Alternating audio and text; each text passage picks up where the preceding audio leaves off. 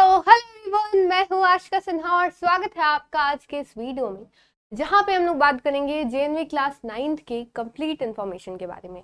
यानी अगर आपको जेएनवी में एडमिशन चाहिए क्लास 9th में, तो फिर ये वीडियो जो है आपके लिए बहुत हेल्पफुल रहने वाली है, क्योंकि यहाँ पे हम लोग हर एक चीज़ के बारे में बात करने वाले हैं कि इसका फॉर्म कब आएगा, ठीक है, एग्जाम कब होगा, ये सारी चीज़ें हम लोग सारी चीज़ें डिस्कस करने वाले हैं। ठीक है, तो सबसे पहले यहाँ पे समझते हैं ये जो क्लास 9th है, या फिर मैं कहूँ जेएनवी का क्लास 9th है। ऐसे जेएनवी में मैं बताऊं तो 3 क्लासेस में आपका एडमिशन हो सकता है। ठीक है, 6th में, 9th में और 11th। ठीक है, 6th में, 9th में और 11th में। 6th में जो है आपकी न्यू सीट्स आती हैं, ठीक है, नई सीट्स आती है। 9th और 11th में बाबू आपका एडमिशन कैसे होता है, वैकेंसी पे, मतलब कितनी सीट खाली है। जैसे 6th में कुछ बच्चे एडमिशन लिए, कुछ चले गए या जो भी कारण हुआ, तो सीट अगर खाली रह गई जितनी आपकी फुल है, तो वो जो है वो लिस्ट निकालती है जेएनवी, जिससे आपको पता चलता है कि कौन सी सीट जो है कौन से जेएनवी में खाली है। ठीक है, तो ये आपको याद रखना है कि जेएनवी में अगर आपको एडमिशन चाहिए 9th और 11th के लिए, तो वो वैकेंट सीट्स पर होता है कि आपके जो डिस्ट्रिक्ट में जेएनवी है उसमें कितनी सीट खाली, तो उस पर बस आपका कंपटीशन होगा, पूरे इंडिया में नहीं। तो नवोदय वाला जो सिस्टम है वो ऐसे काम करता है। सबसे पहले बात तो आप ये जान लीजिए।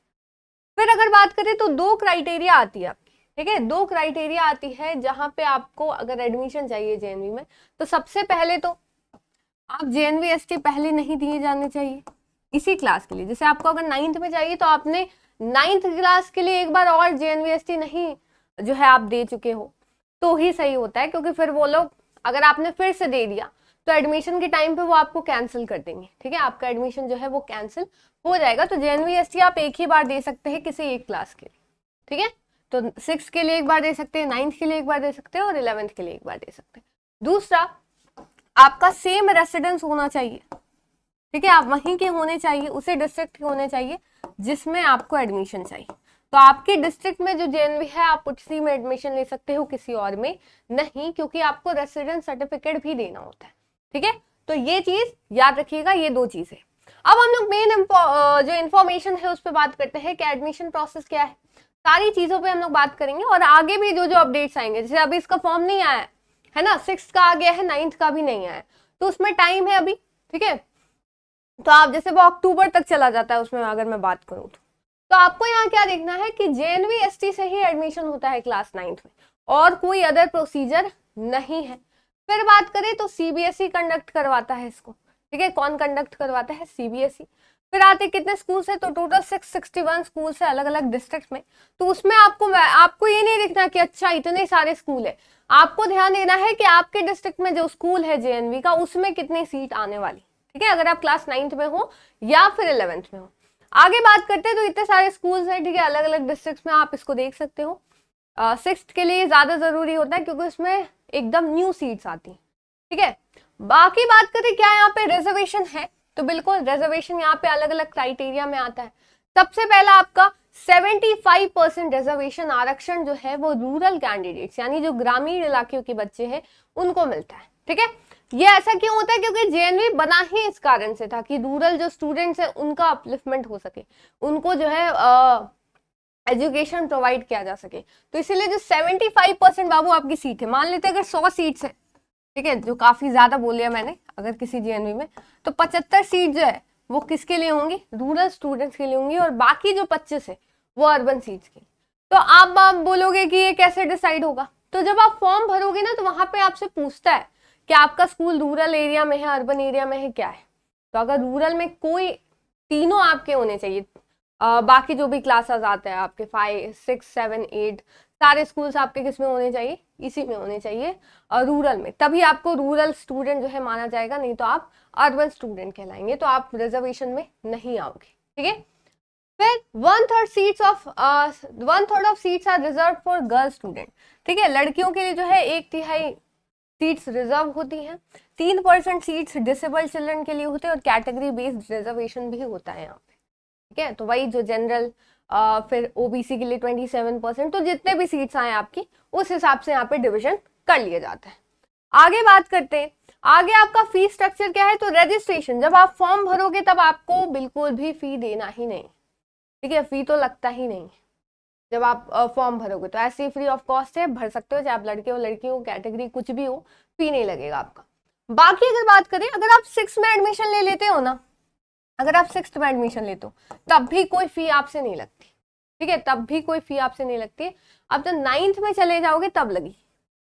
तो आप तो अब 9th में एडमिशन लोगे, तो 9th में जो एडमिशन लेते हैं 9वीं से लेके 12वीं तक, 9वीं कक्षा से लेके 12वीं कक्षा तक के जो बच्चे होते हैं उनको 600 जो है वो पे करना पड़ता है, ठीक है, हर महीने जो है वो 600 पे करना पड़ता है। ये भी एक कंडीशन है कि आपके जो गार्जियन है, मतलब आपके जो वार्ड है, आपके माता पिता है, उनमें से कोई गवर्नमेंट जॉब में नहीं होना चाहिए।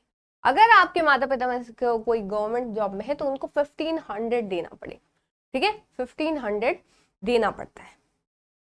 तो अब ये 600 रुपए जो है वो किन के लिए है, जिनके वार्ड जो है वो गवर्नमेंट जॉब में नहीं है।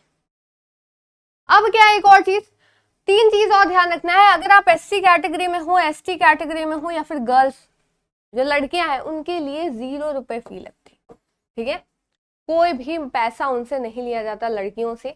तो SC कैटेगरी से आप, ST से है गर्ल्स, यानी जो भी जनरल और OBC के बॉयज है, ठीक है, जनरल और OBC के बॉयज है, उनको 600 पे करना होगा।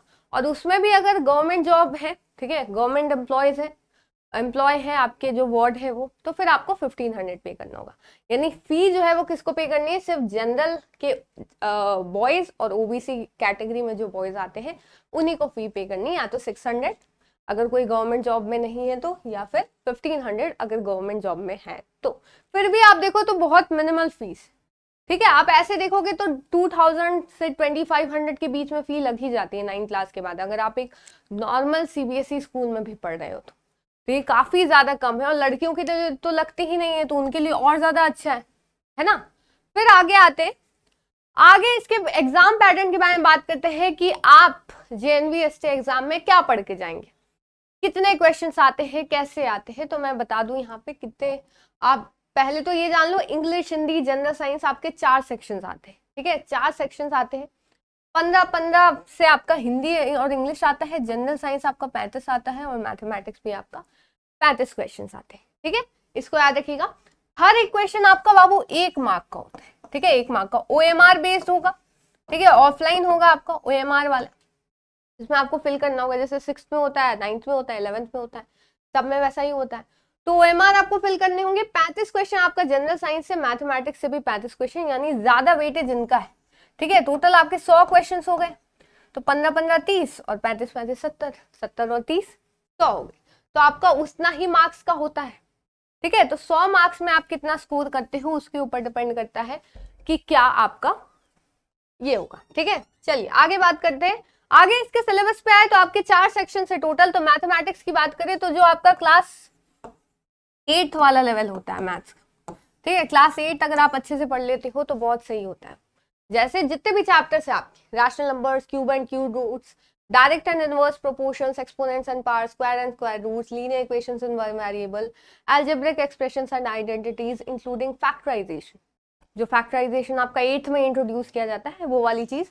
फिर आते हैं कंपेयरिंग क्वांटिटी, जिसमें simple interest, compound interest, profit loss, percentage सब आ जाते हैं, वो आपका है, ठीक है।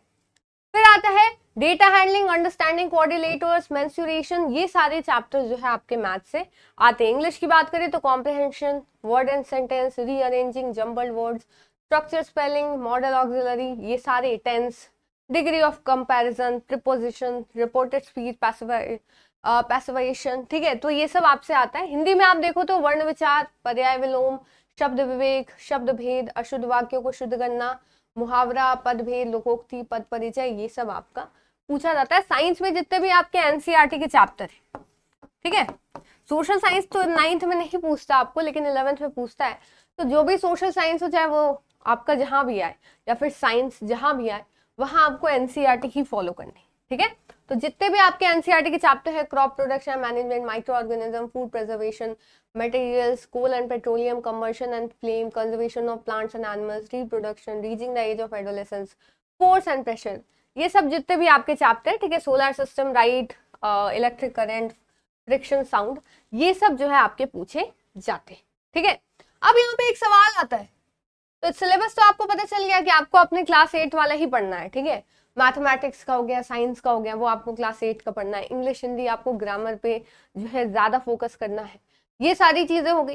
अब आपको एक चीज़ ध्यान रखनी है कि प्रिपेयर कैसे करेंगे इसका, ठीक है, प्रिपेयर कैसे करेंगे। तो इसके स्ट्रैटेजी पे आपको और भी, मतलब इसी पे नहीं, बाकी चीज़ों पे भी जो स्ट्रैटेजी उस पर भी आपको अलग से वीडियो हो जाएगी कि आप कैसे इसको प्रिपेयर कर सकते हो, कैसे कंप्लीट कर सकते हो। क्योंकि अभी आपके पास टाइम है अच्छा खासा, क्योंकि अभी फॉर्म भी नहीं आया है। लेकिन अगर आप पहले से तैयारी करते हो तो अच्छा है, ठीक है। तो स्ट्रैटेजी में वीडियो जाएगी, और प्लस इसका फॉर्म जब आएगा, ठीक है, और जितने भी प्रोसीजर है कि फॉर्म कैसे फिल करना है वगैरह वगैरह, ये सारी चीजें तो वो भी आपको बताई जाएंगी। तो एक तो पहले चैनल को जरूर से सब्सक्राइब कर लीजिए ताकि आगे आने वाली अपडेट्स भी मिलते रहे, और साथ साथ इसका जो बैच है वो भी लॉन्च होगा, ठीक है।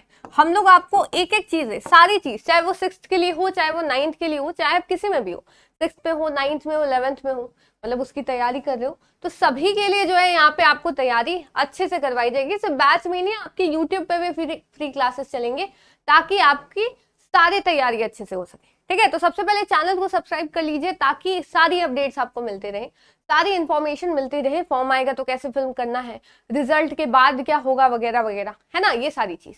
तो इसको ध्यान रखिएगा। और स्ट्रैटेजी वगैरह के लिए आपको अलग से वीडियो जाएगी। सबसे पहले आपका स्ट्रैटेजी में सबसे पहला स्टेप ही होता है कि आपको सिलेबस पता होना चाहिए, ठीक है, सिलेबस पता होना चाहिए। तो ये आपको ध्यान रखना है। सिलेबस हमने बात कर ली, रिजर्वेशन क्राइटेरिया। अभी एक और चीज है एलिजिबिलिटी क्राइटेरिया, वो रह गया। एलिजिबिलिटी क्राइटेरिया जो है वो आपके प्रोस्पेक्टस जब आएगा, जब आपका फॉर्म आता है उसी के साथ आपका प्रोस्पेक्टस आता है, जो पूरा एक्सप्लेनेशन होता है एक एक चीज का, तो वो इस साल का भी नहीं आया है। तो जब लोग आएगा तब हम लोग उसको और ज्यादा डिटेल में बात करेंगे। फिलहाल अभी मेरे हिसाब से जो बेसिक चीजें थी क्लास 9 के बारे में वो आपको समझ में आ गई होंगी, ठीक है। तो फिर मिलते हैं नेक्स्ट वीडियो में जहां पे हम लोग आगे इन बातों पे जो है वो बात कर रहे होंगे। तो फिर मिलते हैं नेक्स्ट वीडियो में, तब तक के लिए thank you so much and bye bye.